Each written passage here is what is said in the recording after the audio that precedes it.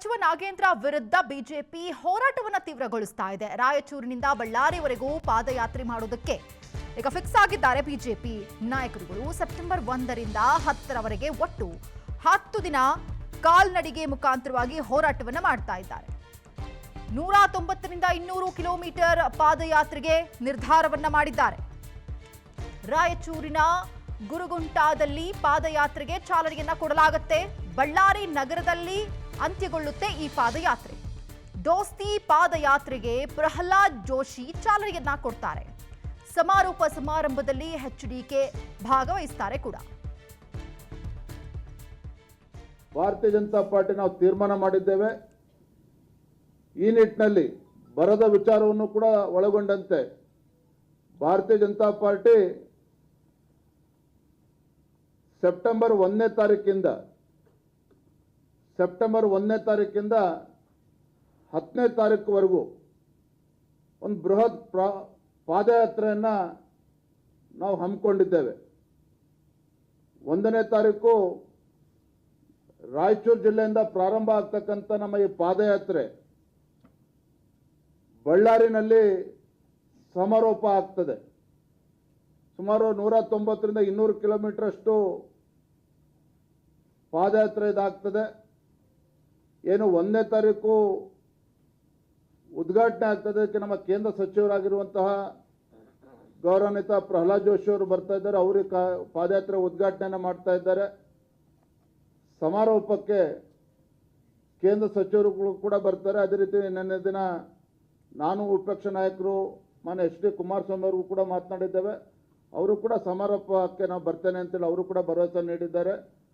ಒಟ್ಟಾರೆಯಾಗಿ ನಮ್ಮ ಉದ್ದೇಶ, ಈ ಪಾದಯಾತ್ರೆ ಉದ್ದೇಶ ಈ ಜನ ವಿರೋಧಿ, ಬಡವರ ವಿರೋಧಿ, ರೈತ ವಿರೋಧಿ ಮತ್ತು ಯುವಕರ ವಿರೋಧಿ ಮತ್ತು ಅಭಿವೃದ್ಧಿ ವಿರೋಧಿ ಕಾಂಗ್ರೆಸ್ ಸರ್ಕಾರವನ್ನು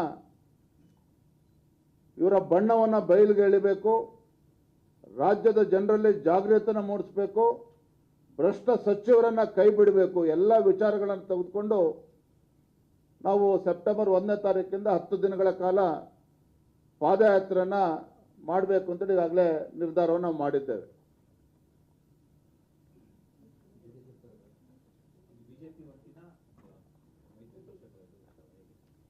ಬಿಜೆಪಿ ನೇತೃತ್ವದ ಪಾದಯಾತ್ರೆ ಇದಾಗ್ತದೆ. ನಾಗಲೇ ಹೇಳಿದಾಗೆ ಮಾನ್ಯ ಕುಮಾರಸ್ವಾಮಿ ಅವರಿಗೂ ಕೂಡ ನಾವು ಮಾತನಾಡಿದ್ದೇವೆ. ಅವರು ಕೂಡ ಇದಕ್ಕೆ ಸಂಪೂರ್ಣ ಬೆಂಬಲವನ್ನು ನೀಡ್ತಾರೆ.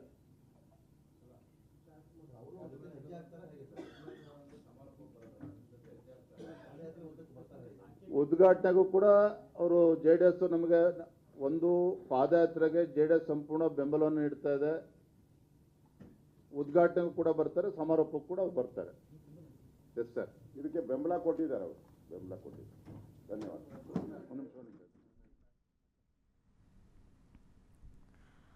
ಇದೇ ವಿಚಾರಕ್ಕೆ ಕುರಿತಂತೆ ಹನುಮಂತರಾಜು ಈಗ ಫೋನಲ್ಲಿ ಕನೆಕ್ಟ್ ಆಗಿದ್ದಾರೆ. ನಮ್ಮ ಪ್ರತಿನಿಧಿ ಹನುಮಂತರಾಜು, ಪಾದಯಾತ್ರೆಗೆ ಈಗ ನಿರ್ಧಾರ ಮಾಡಿದ್ದಾರೆ. ಸದನದ ಒಳಗೆ ಆಯಿತು, ಈಗ ಸದನದ ಹೊರಗೆ ಹೋರಾಟಕ್ಕೆ ಬಿಜೆಪಿ ದೋಸ್ತಿ ಪಕ್ಷಗಳು ಈಗ ಮುಂದಾಗ್ತಾ ಇರುವಂಥದ್ದು. ಹೇಗಿದೆ ಪ್ಲಾನ್ಸ್ ಎಲ್ಲ, ಡೀಟೇಲ್ಸ್ ಕೊಡೋದಾದ್ರೆ?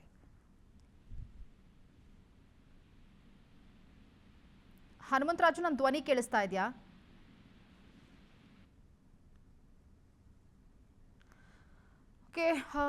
ಕನೆಕ್ಟ್ ಆಗಿಲ್ಲ ಮೋಸ್ಟ್ಲಿ. ನೋಡಿ, ಆಗಸ್ಟ್ 13ರಿಂದ 27ರವರೆಗೂ ಅಧಿವೇಶನ ನಡೆಸೋದಕ್ಕೆ ಆ್ಯಕ್ಚುಲಿ ನಿರ್ಧಾರ ಮಾಡಿದ್ದು. ಬಟ್ ಆದರೆ ಈಗ ವಿಧಾನಮಂಡಲದ ಮಳೆಗಾಲದ ಅಧಿವೇಶನ ಏನಿತ್ತು 3 ದಿನ ಮುಂಚಿತವಾಗಿಯೇ ಇದು ಫ್ಲಾಪ್ ಆಯಿತು. ಯಾಕೆ ಅಂತಂದರೆ ಈ ವಾಲ್ಮೀಕಿ ಅಭಿವೃದ್ಧಿ ನಿಗಮದ ಹಣ ದುರ್ಬಳಕೆ ಆಗಿದೆ ಅಂತ ಹೇಳಿ ಈಗ ಬಿಜೆಪಿ ಮತ್ತು JDS ಇಬ್ಬರು ಸೇರಿ ಏನು ಸದನದ ಒಳಗೆ ಯಾವ ರೀತಿಯಾಗಿ ಆ ಸದನದ ಸಮಯಾವಕಾಶವನ್ನು ವ್ಯರ್ಥ ಆಯಿತು ಅಂತ ಹೇಳಿ, ಸೊ ಈಗ ಸದನದ ಹೊರಗಡೆ ಪಾದಯಾತ್ರೆ ಮಾಡುವುದರ ಮುಖಾಂತರವಾಗಿ ಈಗ ಸರ್ಕಾರಕ್ಕೆ ಒಂದು ಟಾಂಗ್ ಕೊಡುವಂತಹ ಪ್ರಯತ್ನಕ್ಕೆ ಮುಂದಾಗ್ತಾ ಇದ್ದಾರೆ. ಎಲ್ಲೆಲ್ಲಿ ಈ ಒಂದು ಪಾದಯಾತ್ರೆ ಸಾಗು ಹೋಗುತ್ತೆ ಅನ್ನೋದನ್ನ ವಿಜುವಲ್ಸ್ ಅಲ್ಲೂ ಕೂಡ ನಾವು ನೋಡ್ತಾ ಇದ್ದೀವಿ. ಸಿಂಧನೂರು ಶಿರಗುಪ್ಪ 31 ಕಿಲೋಮೀಟರ್ವರೆಗೂ ಸಾಗುತ್ತೆ. ಇನ್ನು ಶಿರಗುಪ್ಪ ಇಂದ ತೆಕ್ಕಲಕೋಟೆ ಸುಮಾರು 11 ಕಿಲೋಮೀಟರ್ವರೆಗೂ ಈ ಪಾದಯಾತ್ರೆ ಶುರುವಾಗುವಂಥದ್ದು. ತೆಕ್ಕಲಕೋಟೆ ಸಿಂದಗೆರೆ 20 ಕಿಲೋಮೀಟರ್ವರೆಗೂ ಸಾಗುವಂಥದ್ದು. ಸಚಿವ ನಾಗೇಂದ್ರ ವಿರುದ್ಧ ಬಿಜೆಪಿ ಹೋರಾಟವನ್ನು ತೀವ್ರಗೊಳಿಸ್ತಾ ಇದ್ದಾರೆ. ಸದನದ ಒಳಗಂತೂ ಏನು ಮಾಡಲಿಕ್ಕೆ ಆಗಲಿಲ್ಲ. ಈಗ ಸದನದ ಹೊರಗಡೆ ಈ ಹೋರಾಟವನ್ನು ಮುಂದುವರಿಸೋದಕ್ಕೆ ಮುಂದಾಗ್ತಾ ಇದ್ದಾರೆ. ರಾಯಚೂರಿನಿಂದ ಬಳ್ಳಾರಿವರೆಗೂ ಕೂಡ ಈ ಪಾದಯಾತ್ರೆ ಸಾಗುತ್ತೆ. ಸೆಪ್ಟೆಂಬರ್ 1ರಿಂದ ಪ್ರಾರಂಭ ಆಗುತ್ತೆ 10ರವರೆಗೆ, ಅಂದರೆ 10 ದಿನಗಳ ಕಾಲ ಕಾಲ್ನಡಿಗೆ ಮುಖಾಂತರವಾಗಿ ನಾಯಕರುಗಳು ಪಾದಯಾತ್ರೆಯನ್ನು ಮಾಡ್ತಾರೆ. 190ರಿಂದ 200 ಕಿಲೋಮೀಟರ್ ಇರುತ್ತೆ ಈ ಪಾದಯಾತ್ರೆ. ರಾಯಚೂರಿನ ಗುರುಗುಂಟಾದಲ್ಲಿ ಪಾದಯಾತ್ರೆಗೆ ಚಾಲನೆಯನ್ನು ಕೊಡ್ತಾರೆ ಅಂತ ಹೇಳಿ ಈಗ ಪ್ರೆಸ್ ಮೀಟಲ್ಲಿ ಹೇಳಿದಂಥದ್ದನ್ನು ನಾವು ಗಮನಿಸಿದ್ದೀವಿ. ಬಳ್ಳಾರಿ ನಗರದಲ್ಲಿ ಅಂತ್ಯಗೊಳ್ಳುತ್ತೆ ಈ ಒಂದು ಪಾದಯಾತ್ರೆ. ಅಟ್ ಎನಿ ಕಾಸ್ಟ್ ನಾಗೇಂದ್ರ ರಾಜೀನಾಮೆಯನ್ನು ಕೊಡಲೇಬೇಕು, ಯಾಕಂತಂದರೆ ವಾಲ್ಮೀಕಿ ನಿಗಮದ ಹಣ ದುರ್ಬಳಕೆ ಆಗಿದೆ ಅಂತ ಹೇಳಿ. ಸೊ ಹಾಗಾಗಿ ನಾವು ಇದನ್ನು ಇಲ್ಲಿಗೆ ಸ್ಟಾಪ್ ಮಾಡೋದೇ ಇಲ್ಲ. ಬಿಜೆಪಿ ಶಾಸಕರು ಜೊತೆಗೆ ಹಲವು ದಿನಗಳಿಂದ ಸದನದ ಒಳಗೆ ಮತ್ತು ಹೊರಗಡೆ ಪ್ರತಿಭಟನೆಯನ್ನು ನಡೆಸ್ತಾ ಇದ್ರು. ಈಗಲೂ ಕೂಡ ಅದಕ್ಕೆ ಏನಾದರೂ ರಾಜೀನಾಮೆ ಕೊಡಲಿಲ್ಲ ಅಂತ ಹೇಳಿದ್ರೆ ನಾವು ಹೋರಾಟವನ್ನು ಮುಂದುವರಿಸ್ತೀವಿ, ತೀವ್ರ ಪ್ರಮಾಣದಲ್ಲಿ ತೀವ್ರತರವಾಗಿ ಹೋರಾಟವನ್ನು ಮಾಡ್ತೀವಿ ಅಂತ ಹೇಳಿ ಎಚ್ಚರಿಕೆಯನ್ನು ಕೊಡ್ತಿದ್ದಾರೆ. ಇದಕ್ಕಾದರೂ ಸ್ಪಂದಿಸುತ್ತಾ ಸರ್ಕಾರ, ಯಾಕಂದರೆ ನಾಗೇಂದ್ರ ಪರವಾಗಿ ನಿಂತಿತ್ತು ಸರ್ಕಾರವೂ ಕೂಡ. ಯಾಕಂದರೆ ನಾವು ಗಮನಿಸ್ತೀವಿ ಅವ್ರು ಹೇಳಿದ್ದನ್ನು, ಯಾಕಂದರೆ ಡಿ ಕೆ ಶಿವಕುಮಾರ್ ಅವರು ಕೂಡ ಸಮರ್ಥನೆಯನ್ನು ಮಾಡ್ಕೊಳ್ತಾ ಇದ್ರು. ಅವರ ಪ್ರಕರಣ ಇತ್ಯರ್ಥ ಆಗಲಿ, ಅವರ ಆರೋಪಿ ಅಂತ ಗೊತ್ತಾದ ಮೇಲೇ ನಾವು ಅದಕ್ಕೆ ಅವ್ರ ರಾಜೀನಾಮೆ ಕೊಡುವಂತಹ ಪ್ರಯತ್ನ ಆಗುತ್ತೆ ಅಂತ ಹೇಳಿ ಸಮರ್ಥನೆಯನ್ನು ಕೂಡ ಸರ್ಕಾರ ಮಾಡ್ಕೊಳ್ತು. ಸೊ ಹಾಗಾಗಿ ಈಗ ಬಿಜೆಪಿ ಮತ್ತು JDS ಇಬ್ಬರೂ ಸೇರಿ ಈಗ ಪಾದಯಾತ್ರೆಗೆ ಮುಂದಾಗ್ತಿದ್ದಾರೆ. ಕಾದು ನೋಡೋಣ ಇದು ಯಾವ ಹಂತಕ್ಕೆ ಹೋಗುತ್ತೆ ಅಂತ.